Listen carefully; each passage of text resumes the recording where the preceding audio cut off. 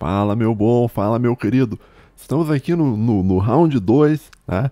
O vídeo que eu assisti passado, que foi o passado ou retrasado, um que eu assisti o Paulo Guedes, né, no Primo Rico, né? Era errado, tá? O ouvinte que tinha me pedido para assistir esse vídeo aqui, ó, tinha o senhor Jonathan, falou assim pra mim: Homero reage ao Paulo Guedes defendendo a tese da sociedade aberta no PrimoCast. Ele botou o nome do vídeo bem certinho: Paulo Guedes e o fim da disputa, direita e esquerda, aula 2, a partir de 16 minutos e 16 segundos, tá? Agora, eu li isso aqui e memorizei, assim, Uga, Buga, eu fui... eu mandei, Uga, Buga, assistir, Primo Rico, Paulo Guedes, Uga, Buga, daí eu fui no YouTube, Paulo Guedes, Primo Rico, e daí eu caí naquele vídeo que eu assisti, tá? Então eu reagi ao vídeo errado, né? Eu subi o vídeo lá porque o vídeo tava pronto, tá? Mas eu reagi ao vídeo errado. O ouvinte não tinha me pedido pra ver aquele vídeo, ele tinha pedido pra ver esse vídeo aqui que a gente vai ver hoje, né? Então um abraço ao senhor Jonathan M. Silva por sugerir uma pauta pro canal. Se você quiser sugerir uma pauta pro canal, deixa nos comentários. Não quer dizer que necessariamente eu vá fazer um vídeo sobre a pauta que você sugeriu, tá? O Mero, faz um vídeo sobre eugenia, o Mero. Não, cara. Para, cara. Para, meu bom. Não é assim a vida, não, cara. Calma, cara, né? Vamos, bom. Ele tinha pedido pra eu assistir a partir de 16 minutos e pouco, que deve ser essa parte cortada aqui, ó. Mas eu queria ver um pouquinho antes, cara. Sobre o que é isso aqui, ó. Vamos ler os tópicos. Produto da educação, tá? Isso aqui é propaganda. Começou aqui. Liberalismo econômico, teoria do valor do trabalho, isso todo mundo já sabe, todo mundo tá careca de saber. Ditaduras históricas, vamos assistir um pouquinho de antes aqui, ó. Socialistas e conservadores. E depois a gente vai entrar nessa parte aqui, tá? Que era o que o ouvinte tinha pedido para eu dar uma olhada. Então vamos lá. Eu acho que o meu áudio tá bom, vou aumentar um pouquinho aqui o Paulo Guedes aqui, tá? Então vamos lá, tela inteira. Tá, botaram uma moça muito pequena do lado do Paulo Guedes, ou o Paulo Guedes é um Shed de 1,93 m e até hoje eu não sabia disso, né? Você anda um pouco... Pera aí, só um pouquinho. Pera aí. Paulo Guedes, altura. Não diz a altura dele? Paulo Guedes vira estátua de 2,20 m e viraliza. No UOL, cara. Ah, não, vamos só um pouquinho. Vamos dar uma olhada aí. Ah, mas é um meme, não é o Paulo Guedes mesmo, assim. Tá. Criei o hype, não, mas gostei do hype da matéria. Deu um clickbait bom, eu fui reto pra clicar. Meus parabéns aí, quem fez a reportagem. Tá, então, alarme falso, não é uma estátua mesmo. Não sei quanto ele tem de altura. Qual o valor da fortuna do Paulo Guedes? À frente do banco, Guedes fez uma fortuna estimada em 150 milhões de dólares, mas decidiu se desligar por discordar da direção que o banco estava tomando em se aventurar no varejo. Ok, beleza. Aquela coisa toda, tá? Então aí um ser humano que tem 150 milhões de dólares na conta, provavelmente hoje deve ter uns 200 já. Vamos lá.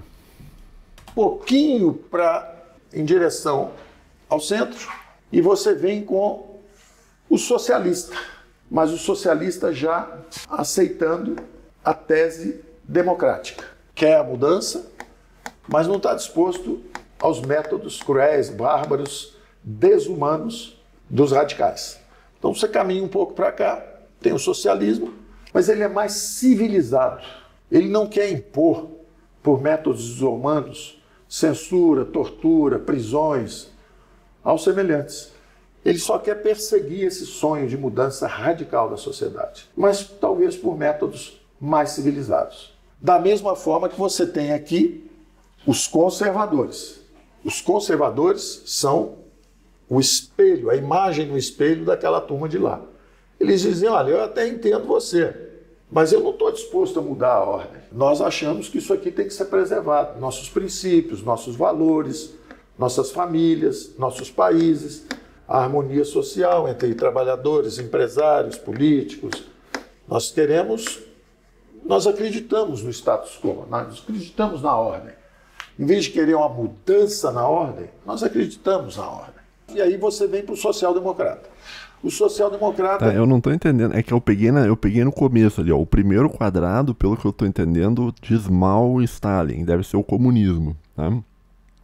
O segundo quadrado, pelo que eu entendi da explicação dele, ele tá dizendo que é uma coisa mais amênua. Que não é o comunismo, mas é o socialismo, tá? Aqui desse lado, eu li aquele ismo que você não pode falar no YouTube, que começa com N, né? Eu li aqui, mas tá meio apagado. Então eu imagino que na cabeça do Paulo Guedes, aquele ismo lá do bigodismo, tá aqui, à direita, na extrema direita, e daí veio e virou um negócio mais ameno, que seria o conservadorismo, né? Eu acho que é isso que ele tá querendo dizer, né? Daí agora a moça tá desenhando alguma outra coisa aqui, que pelo título deve ser social-democrata e liberal-democrata. Vamos ver.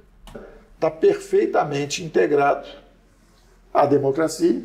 Ele é um socialista que acredita na democracia porque entendeu não só o valor civilizatório, mas também o funcionamento, a engrenagem da economia. Então ele sabe que há progresso se a economia andar bem, e esses sonhos podem ser realizados de uma forma muito mais efetiva e permanente e contínua.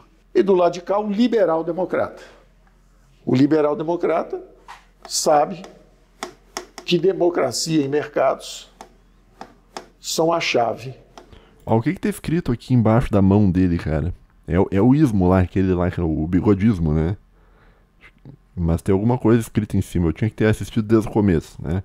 Mas enfim, daí tá aqui o liberal-democrata. Vamos... Da prosperidade. São a chave do progresso. Progresso humano, material. Tá, até agora eu tô gostando da distinção, tá? Geralmente eu não gosto muito dessas coisas de botar numa caixinha separadinha e tal.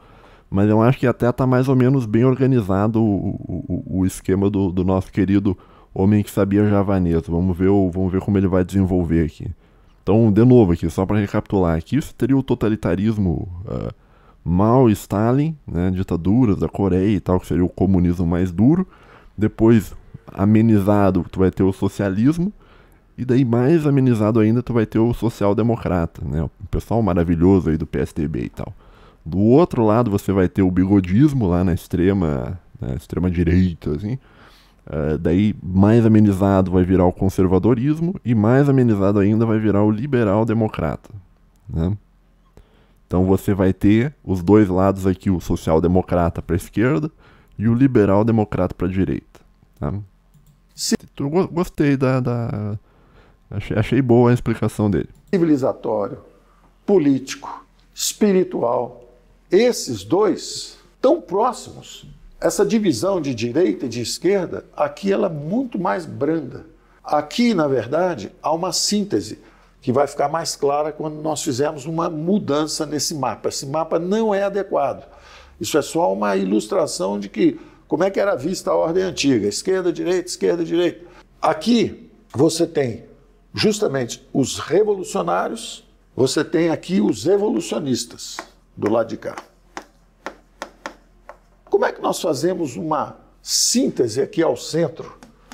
Porque esses são quase evolucionistas e, ao mesmo tempo, esses aqui também têm as mesmas aspirações de fraternidade, liberdade, igualdade, que a esquerda diz que defende, com métodos às vezes equivocados, e a direita também com métodos às vezes equivocados. Como é que isso vai fazer maior sentido? Se a gente usar esse esquema antigo, nós estamos vendo uma sociedade brasileira profundamente dividida e em guerra. Se você passar aqui e dividir essa ordem antiga, o Brasil está dividido entre esquerda e direita. E está profundamente dividido mesmo. Abriu-se um fosso. Metade do Brasil está do lado de lá, metade do Brasil está do lado de cá, vai ter uma briga. Não há muita esperança de termos paz e prosperidade para frente. Eu não acho que seja bem isso, cara. Eu não acho que seja um 50-50, assim. Eu acho que essa divisão 50, eu acho assim, essa divisão 50-50, eu acho que não corresponde com o estado natural das coisas. Eu acho que Se ela existe, ela é uma divisão plantada por pessoas que querem que a sociedade fique dividida entre esquerda e direita, né? Mas agora chegou a parte onde ele vai falar que o ouvinte tinha me pedido para ver. Vamos lá, vamos prestar atenção. Eu sempre defendi que não. Eu sempre disse o seguinte: o Brasil está em uma transição em direção à grande sociedade aberta, uma ordem superior, civilizatória, melhor para todos nós. A transição é barulhenta, todo mundo brigando com todo mundo, porque está todo mundo olhando dessa forma para o Brasil. Então, tem quem está à direita, quem está à esquerda, o pau vai comer, temos que definir isso, não é possível, assim não dá. Roubou na eleição, não roubou a urna, fizeram isso, fizeram aquilo. Então, essa é uma visão de mundo. Eu não gosto dessa visão de mundo, eu não acho que ela descreve exatamente o que está acontecendo no Brasil. Eu prefiro uma outra visão de mundo. Mieco, vamos pegar essa barra. Se essa barra é o fundamento da nossa visão, o Brasil está irremediavelmente dividido em direita e esquerda. E nós vamos viver em conflito bastante tempo, porque metade dos votos estão para o lado de cá, metade dos votos para o lado de lá, o centro às vezes flutua para um lado, para o outro, mas nós estamos divididos irremediavelmente. Então, eu prefiro uma análise um pouco diferente, usando um outro eixo. Vamos fazer o seguinte, transforma isso, por favor, numa ferradura. A Mieco dobrou aquela barra que nós tínhamos, transformou. Ah, tá, isso aqui é aquela teoria da ferradura, né?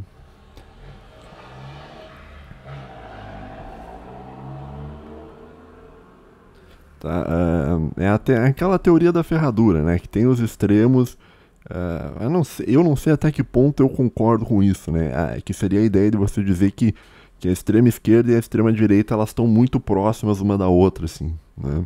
E daí quanto mais extremado por um lado, mais próximo de ser extremado por outro, você, entendeu? Eu não sei até que ponto isso é verdadeiro, mas vamos ver, vamos dar uma lida no esquema aqui, ó. Então a gente tem aqui extrema esquerda, stalinismo, maoísmo, Chaves, babá, ditaduras comunistas, socialismo e daí a social-democracia, tá? Do lado do direito você vai ter Pinochet, Franco, bigodismo, fascismo, ditaduras fascistas, alguma coisa que está na frente da mão dele que deve ser conservadorismo, e o liberal democrata. Tá, entendi.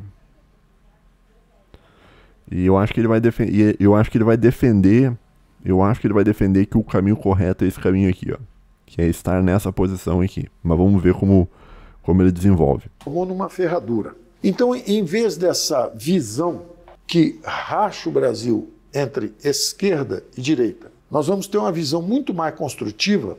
Se nós pensarmos agora, coloque uma linha dividindo, horizontalmente agora, dividindo em sociedades politicamente fechadas, ditaduras. Daqui para baixo, ditaduras, sociedades politicamente fechadas. E vamos colocar depois uma outra linha horizontal daqui para cima. E lá em cima você coloca as sociedades, a grande sociedade aberta. São sociedades politicamente abertas. É a grande sociedade aberta do filósofo Karl Popper. Ele escreve um livro, The Open Society, a sociedade aberta. And Its Enemies, que é uma repaginação do trabalho do Bergson, né? Mostrando justamente essa evolução milenar de sociedades tribais, sociedades atrasadas, sociedades politicamente fechadas. Isso aqui, na verdade, são tentativas de... O último livro do Vargas Llosa, ele diz um chamado da tribo. Nós viemos das tribos primitivas em direção à grande sociedade aberta, com democracia e mercados conscientes. Isso aqui, ó, isso aqui é as três posições, né? No fim das contas, né?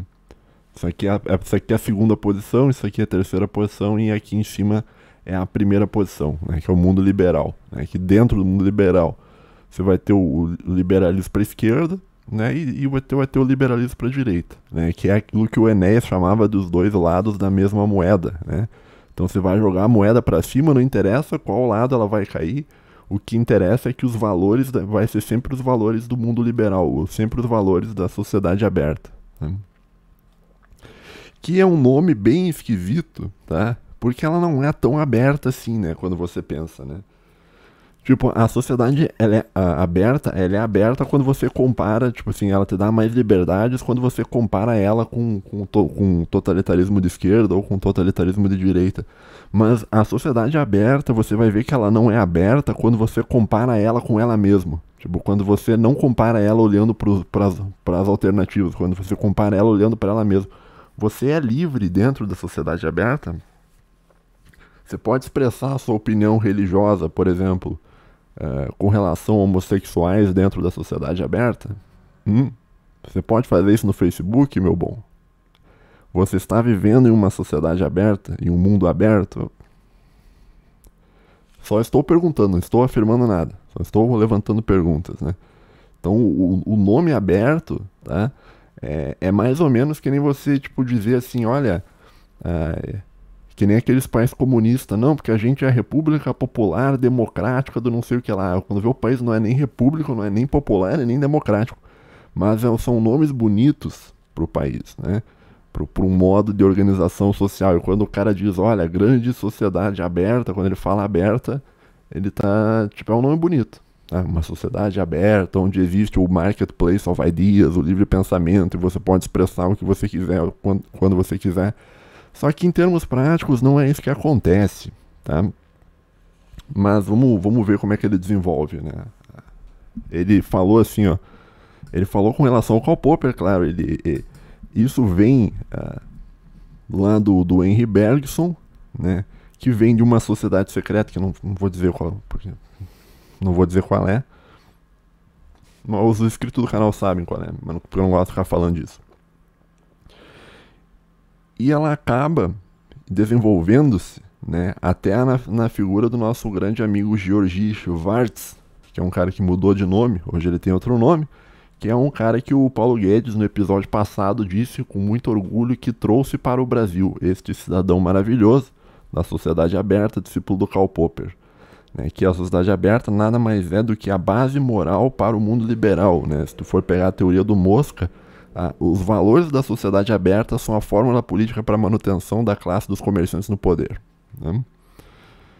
É assim que funciona o mundo liberal. Tá? Não estou dizendo que é bom, não estou dizendo que é mal, só estou descrevendo como funciona. Né? E a ideia de que isso aqui é um grande mundo aberto, democrático, não, isso aqui resulta em muitas guerras, em muita espoliação, em muitas intervenções em muitos países do mundo. Isso aqui também é uma forma de imperialismo, de totalitarismo, tá? Só que é aquele totalitarismo meio...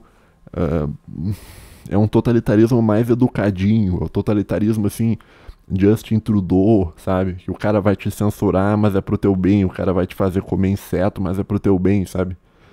O cara vai fazer você não ter nada, mas você vai ser muito feliz tendo nada e tal, né?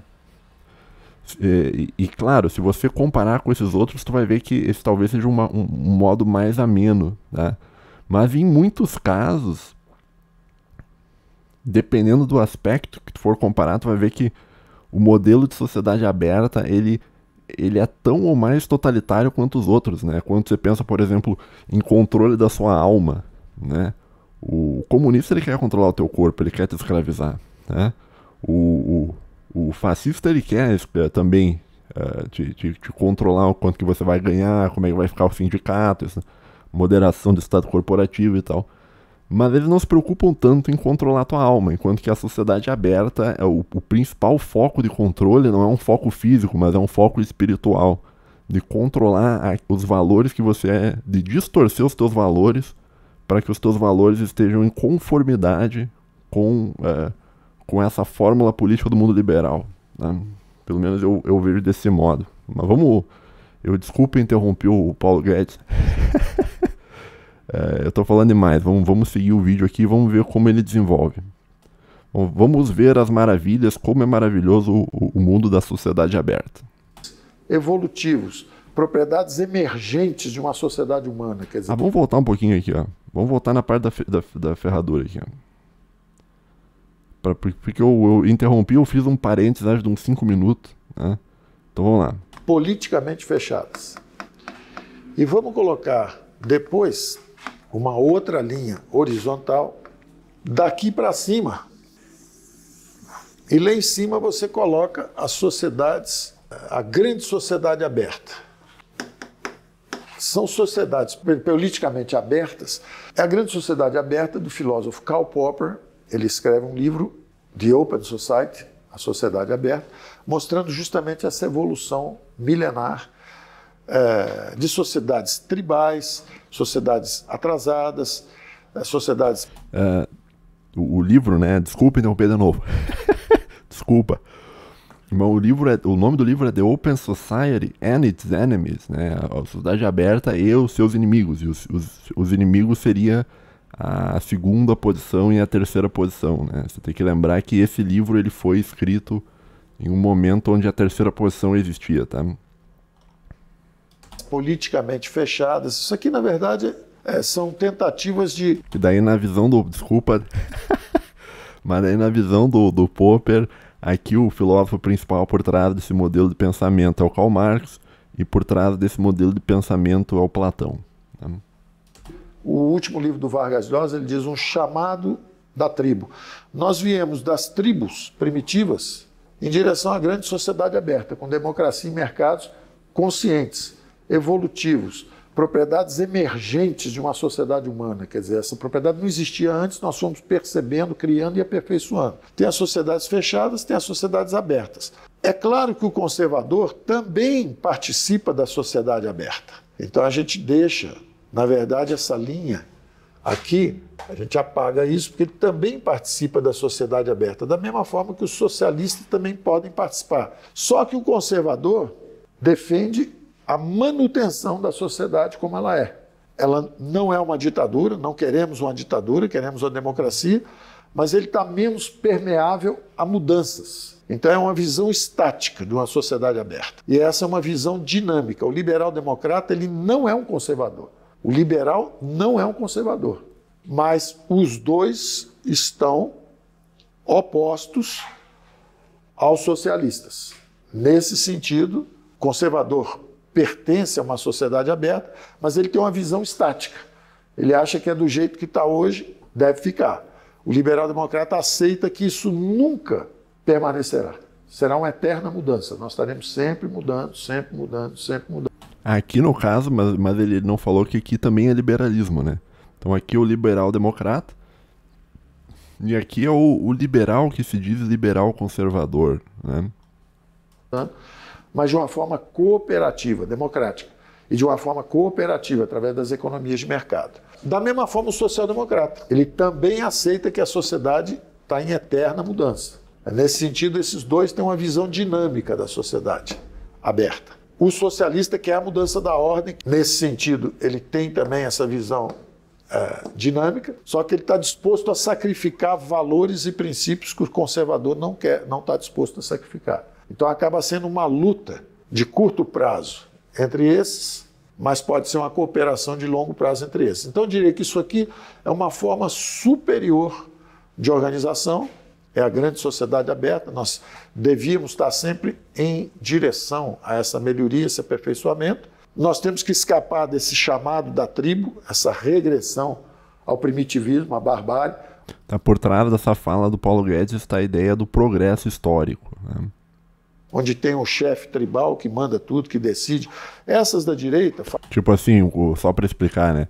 O progresso histórico é a ideia de que a história ela sempre segue para uma determinada direção, que seria a direção do progresso. Ela pode se encaminhar para uma direção do progresso. Não é necessário, mas é contingente. Então aqui no caso, na visão dele, a sociedade aberta seria o estágio final da evolução humana, né? Isso aqui também... Esse era quem pensava desse modo era o Francis Fukuyama, lá quando ele falava do fim da história, né? Do último homem e o fim da história. Né? O último homem, que é um conceito bem interessante do Nietzsche, né? Lá no que está, se eu não me engano, na parte 2 do Assim Falava Zaratustra, né? Curiosamente, né? A sociedade aberta vai levar o último homem, né?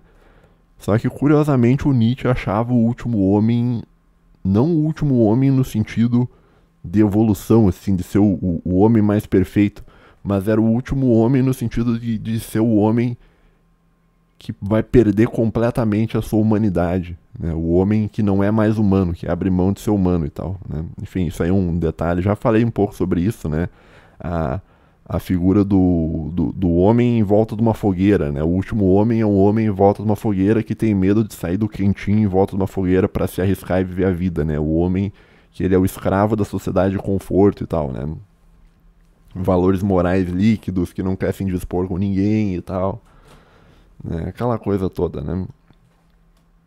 Fascismo, nazismo, o Franco na Espanha, o Pinochet no Chile, são ditaduras genericamente chamadas ditaduras fascistas, genericamente. Da mesma forma que se chama genericamente de ditaduras comunistas, o que foi o stalinismo na Rússia, o maoísmo na China, o Chaves e agora o Maduro aqui na Venezuela, a Coreia do Norte com Kim Jong-un. Então, são genericamente chamadas de ditaduras comunistas. Decididamente, são formas inferiores de fazer política, são formas que chamam ao primitivismo, à barbárie. Essa é a tese do livro A Grande Sociedade Aberta e Seus Inimigos, é o livro de Karl Popper. E nós gostaríamos de ir na direção dessa grande sociedade aberta. Certo, tá então certo. Eu prefiro, em vez de dividir a sociedade entre direita e esquerda, e ficar naquele permanente conflito, eu prefiro dizer que nós estamos em direção à sociedade aberta. Se nós fôssemos falar do Brasil, nós estávamos aqui numa zona de interseção, que era o regime militar, então tinha aspectos de uma ditadura, mas ao mesmo tempo o Congresso estava aberto, funcionou o tempo inteiro. Então havia uma classe política, de certa forma, legitimando o que estava acontecendo, uma ordem política muito imperfeita, mas estavam lá os congressistas todos assinando os atos dos militares. Então, ao mesmo tempo que tinha censura, tinha prisão e tinha atos de força de um regime militar, tinha também um Congresso funcionando, meios de comunicação que sofriam censura, mas estavam também funcionando. Então, nós estávamos por aqui. E como foram 20 anos de regime militar, era natural que quando houve a redemocratização, nós dessemos um pulo para o lado de lá. Porque se era um regime político de direita, um regime militar de direita, quando houve a redemocratização, nós pulamos para cá, para os diversos tons de esquerda, os diversos tons do socialismo. Não é? Um socialismo civilizado, já que não apoia a ditadura, tanto que eles comandaram a redemocratização. A esquerda comandou a redemocratização brasileira. A esquerda brasileira é que fez a redemocratização. Então, todos os tons de socialistas, todas as variantes, mas também ainda com uma visão que não era tão lúcida quanto uma social-democracia madura.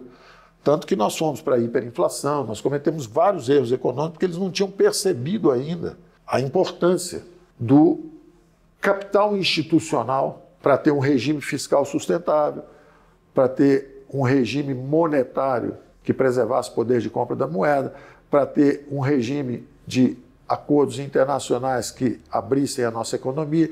Então, uma visão ainda muito estática, apesar deles quererem as mudanças. Quer dizer, esses aqui poderiam estar aqui se tivessem entendido o funcionamento da economia. Não entenderam.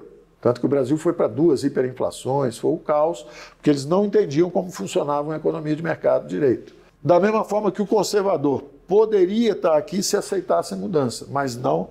Então é como se fosse, para mim aqui é o inferno, para mim daqui para cima é o céu, e aqui é o purgatório.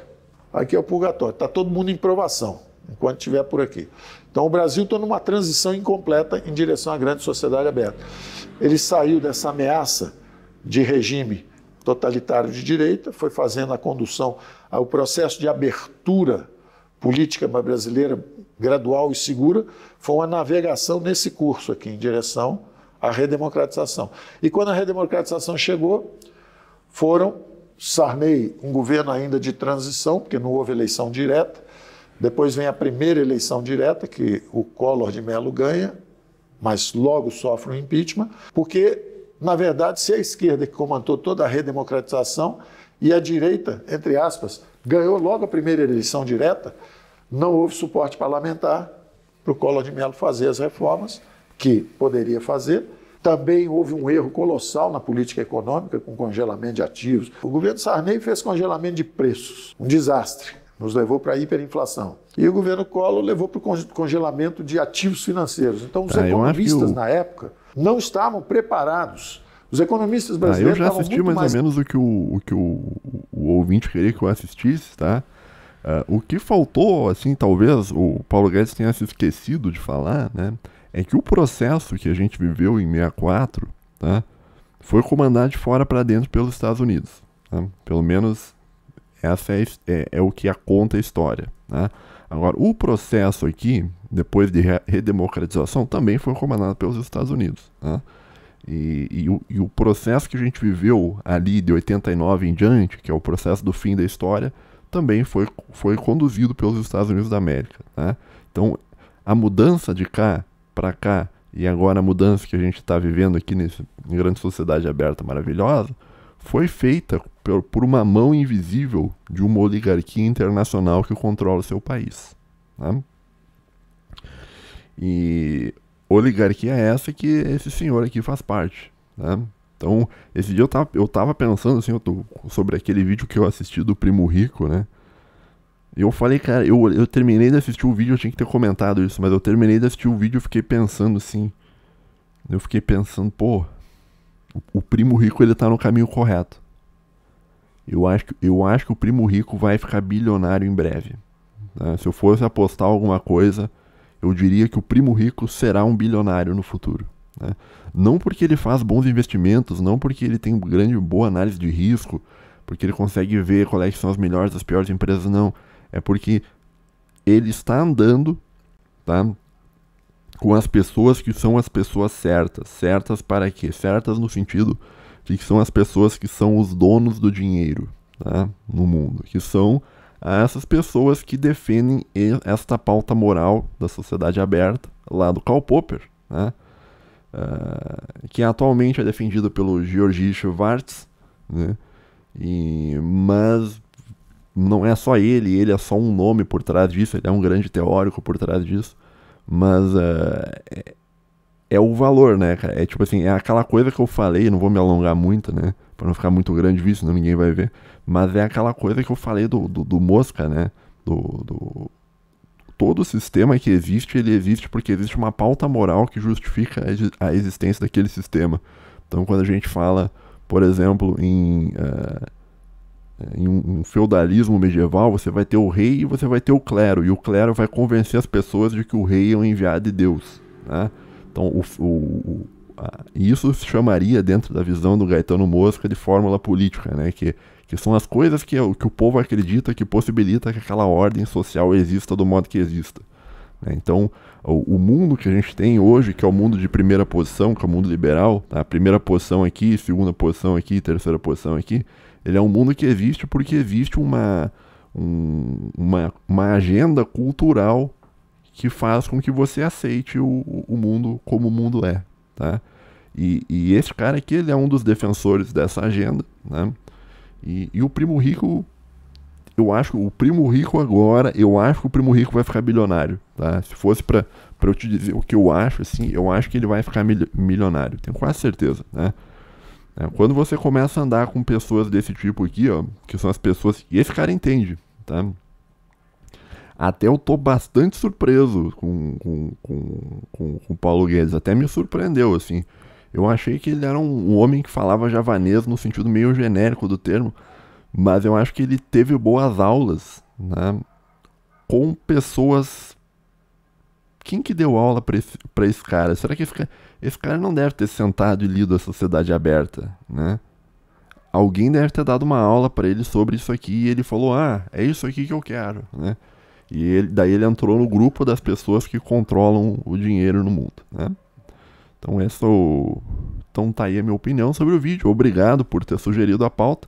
Vou dizer que eu gostei bastante da explicação dele, cara. Eu achei muito boa, tá? Recomendo você, ouvinte, que não assistiu, assista aqui, ó. Essa aqui é a aula 2, tá? O nome do vídeo é Paulo Guedes e o fim da disputa direita e esquerda, né? Mas acho que tem a aula 1 e a aula 3 já também. Então você pode assistir se você quiser, botar pra 45 minutos, cara. Você pode ligar um game aí pra jogar aí e ouvir o que o Paulo Guedes tem a dizer, tá? Não concordo com esse modelo de fechadura, tá? Eu concordo mais... De fechadura, de ferradura, né? Eu concordo mais com o modelo do... Ah, como é que era aquele modelo, bicho? Que era um modelo triangular de um libertário. Como é que era o nome daquele? Como é que era, cara? Pô, tinha um libertário, tá? Que acho que era... Que, eu não sei se era anarcocapitalista ou libertário, que escreveu um texto que o nome do texto era Por que não sou conservador, né? Daí ele vai defender um sistema de como se fosse um triângulo, né? Em cada ponta vai ter lá a primeira posição, a segunda posição e a terceira posição. E daí, claro, como ele é libertário, ele vai defender a primeira posição e vai dizer que a segunda posição e a terceira posição são horríveis porque usam o Estado, né? E acreditam na existência do Estado e tal, né? Claro, ele não vai falar em terceira posição e segunda posição, ele vai falar em socialismo e conservadorismo. Pena que eu não lembro o nome do autor agora, mas é um texto que eu li há muitos anos já, por isso que eu não me lembro. Tá? Então o modelo da ferradura não me parece um modelo correto, né? Mas a visão que o Paulo Guedes está tendo é a visão correta lá do Karl Popper, do progresso histórico rumo ao mundo liberal, né? Que é a mesma visão do Francis Fukuyama lá do fim da história, né? Que é um grande intelectual liberal, diga-se de passagem, o Francis Fukuyama. Tá? Não concordo com as coisas que ele diz, mas eu respeito porque eu acho que ele é um cara bastante inteligente, né? Tá bom, pessoal? Então, tá aí o ouvinte aí, Jonathan, que tinha me pedido para assistir. Então essas são as minhas opiniões, obrigado por sugerir uma pauta, tá bom? Valeu, falou e até a próxima. Tchau, tchau.